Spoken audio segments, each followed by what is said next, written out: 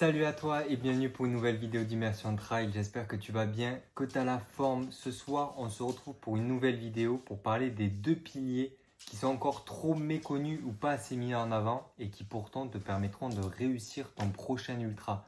On le sait et tu le sais si tu nous suis depuis un petit moment, nous, la volonté qu'on a avec Immersion Trail, c'est vous permettre de franchir la ligne d'arrivée de votre ultra, un objectif qui vous paraît réalisable ou impensable suivant qui est-ce que vous êtes et d'où vous venez, avec le sourire, parce que c'est bien beau de faire des ultras, mais le but c'est que vous mettiez toutes les conditions de votre côté pour permettre de profiter de ce moment qui restera gravé ensuite à vie et qui sera surtout le début d'une nouvelle aventure pour vous dans les prochaines ultras et autres que vous allez pouvoir faire. Pour ça, les deux piliers qu'on va parler aujourd'hui, parce qu'on entend trop souvent parler d'ultra, oui, c'est du physique, il faut faire une bonne préparation, il faut avoir un bon plan d'entraînement. Ok, c'est vrai, mais sans ces deux piliers-là, tu n'arriveras à rien et tu n'arriveras pas à prendre du plaisir dans ton ultra. Le premier pilier, c'est la nutrition. Tu le sais, si tu nous suis, la nutrition, c'est la cause numéro 1 d'abandon en ultra et pourtant, on n'en parle pas assez ou du moins pas assez clairement.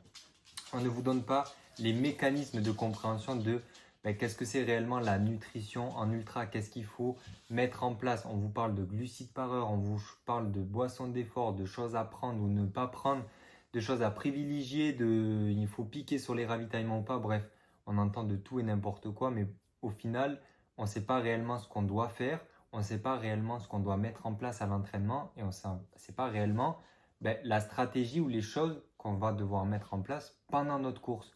Toutes ces choses-là, ça ne s'apprend pas, ça se teste et vous devez, finalement, chaque personne a sa propre problématique, a ses propres process à mettre en place. Et c'est pour ça que comprendre le mécanisme derrière tout ça, c'est ce qui permettra à votre tour de pouvoir appliquer justement les bonnes choses, pouvoir manger les bons nutriments, les bons glucides, les bons types de barres, de gel, de compotes sucrées, salées, des gummies, des brownies, bref, peu importe toutes ces formes qu'on peut avoir sur le trail, vous allez pouvoir savoir en fonction de toutes ces choses-là ce qui est le plus adapté pour vous, sans forcément faire appel à un nutritionniste, mais peut-être simplement juste avec des choses en vous formant sur Internet, avec des vidéos de personnes de confiance, ou alors avec des formations que nous, on a pu faire avec notre nutritionniste chez Immersion Trail, la formation Road to Ultra, dans laquelle vous avez un module spécifique à la nutrition liée au trail et à l'ultra trail qui permet de justement parler de la nutrition au quotidien, de la nutrition à l'effort pendant vos entraînements et à la nutrition aussi pendant votre course. On parle aussi de nutrition aussi pour permettre de récupérer et optimiser la récupération après vos efforts. Donc vous voyez bien que finalement la nutrition, c'est un rôle central dans la préparation de votre course parce qu'elle est là dans votre quotidien, dans vos entraînements, le jour de votre course, mais aussi à la fin de votre course pour vous permettre de récupérer au mieux. Et finalement, il faut comprendre une chose, que c'est finalement dans les choses simples, si vous voulez, que vous allez réussir à opter pour une bonne nutrition. C'est pas très compliqué d'avoir une bonne nutrition sur un ultra, mais on essaye de rendre tout ce qu'il y a autour très compliqué pour pouvoir vous faire acheter les dernières barres, les dernières compotes, les derniers gels, les dernières boissons parce qu'elles sont plus ça, moins ça, plus optimisées ou autre. Alors qu'au final, la nutrition, c'est des choses assez complexes qui sont souvent génétiques. Je veux dire, moi qui ai une alimentation méditerranéenne, je ne vais pas avoir la même nutrition et la même gestion de ma nutrition que des personnes en ce moment que je rencontre en Norvège qui n'ont pas du tout la même alimentation au quotidien et donc en course, n'ont pas la même capacité à absorber les glucides que celle que moi j'ai. Et j'ai même envie de dire que la nutrition que je vais appliquer pour moi qui habite dans le sud de la France, qui était habitué à manger telle ou telle chose, n'est pas du tout la même qu'une même personne qui est dans la même région que moi pour la course parce qu'on a des systèmes digestifs différents, des capacités d'absorption différentes, ce genre de choses. Donc comprenez bien une chose, il faut comprendre les mécanismes de la digestion vraiment pour pouvoir appliquer ou alors tester. Vraiment le conseil que je peux vous donner, on en a parlé hier sur notre live, si vous voulez vous pouvez les rejoindre, c'est tous les lundis, mercredis, vendredis à 19h sur Instagram.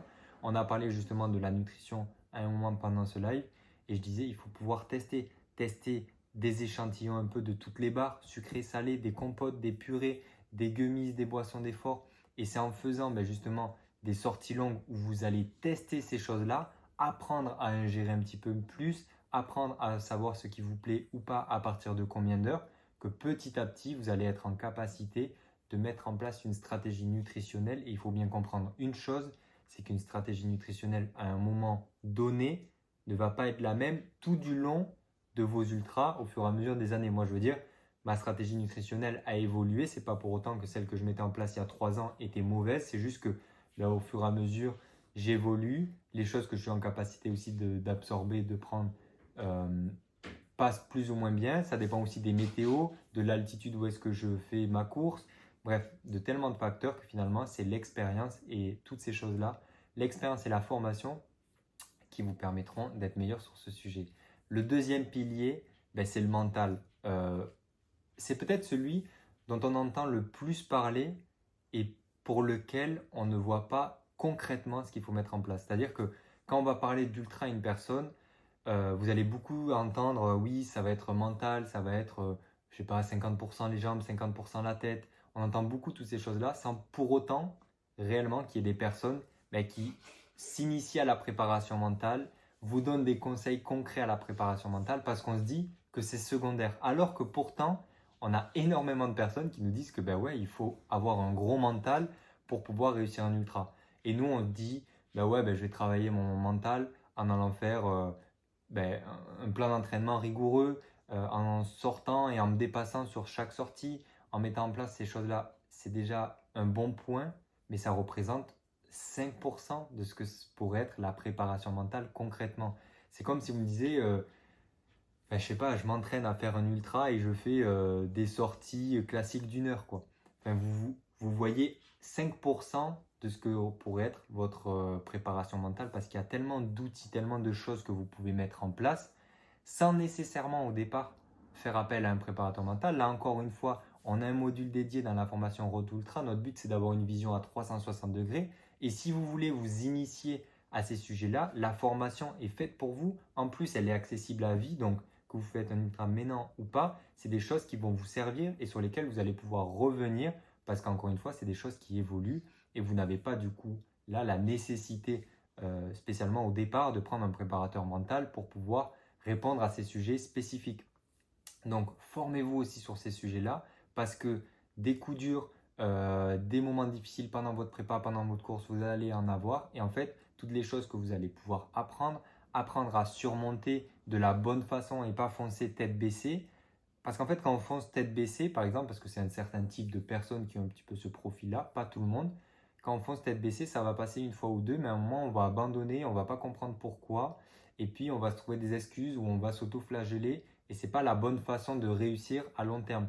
Il y a les personnes aussi qui fuient, dire quand il y a des difficultés qui leur paraissent trop compliquées à surmonter, et de par la peur de l'échec ou autre, vont chercher à fuir ces situations, et du coup, vont abandonner, j'ai envie de dire de manière précoce. Je ne sais pas si c'est le mot parce qu'il n'y a pas de bon ou de mauvais moment pour abandonner, mais on va dire qu'avec une bonne préparation mentale, elles auraient pu aller un petit peu plus loin sans nécessairement se blesser, se faire plus du mal, ce genre de choses. Donc voilà pourquoi la préparation mentale, c'est hyper important et pourquoi c'est hyper important que vous aussi, vous vous formiez si vous faites du trail ou si un jour vous voulez même faire de l'ultra. C'est vraiment la base pour pouvoir passer un palier et même tout simplement commencer à aborder sereinement la préparation d'une telle distance ou même d'un trail tout simplement. Donc je vous conseille vivement de cliquer sur les liens en description. Vous avez la formation Road to Ultra, voir un petit peu à quoi ça correspond et vous allez pouvoir, dans un premier temps, voir un petit peu ce qu'on fait et en apprendre plus sur toute la préparation que vous allez pouvoir mettre en place en autonomie tout en ayant un minimum de suivi. Et si jamais, également, n'hésitez pas à rejoindre notre groupe WhatsApp, vous avez le lien en description encore une fois, dans lequel vous avez accès à toute l'équipe Immersion Trail. Vous avez aussi accès à, du coup, il y a tous nos athlètes qui sont présents dans le groupe, des personnes qui sont sur Instagram, sur YouTube, qui nous ont rejoints et qui partagent leurs récits de course, leurs conseils. Nous, on est là pour aussi répondre à vos questions, ce genre de choses. Et donc, on est toute une petite communauté passionnée de trail et d'ultra trail à parler des différentes choses. Donc, honnêtement, si vous voulez qu'on puisse tous se tirer vers le haut, rejoignez cette communauté Instagram et WhatsApp, pardon, Instagram aussi, vous pouvez. Et puis si jamais surtout vous avez aimé cette vidéo et que vous voulez plus de contenu du genre, N'hésitez pas à mettre un petit pouce bleu, ça nous soutient énormément, à vous abonner à la chaîne. Et sur ce, nous on se retrouve demain pour une prochaine vidéo. A plus, bye bye.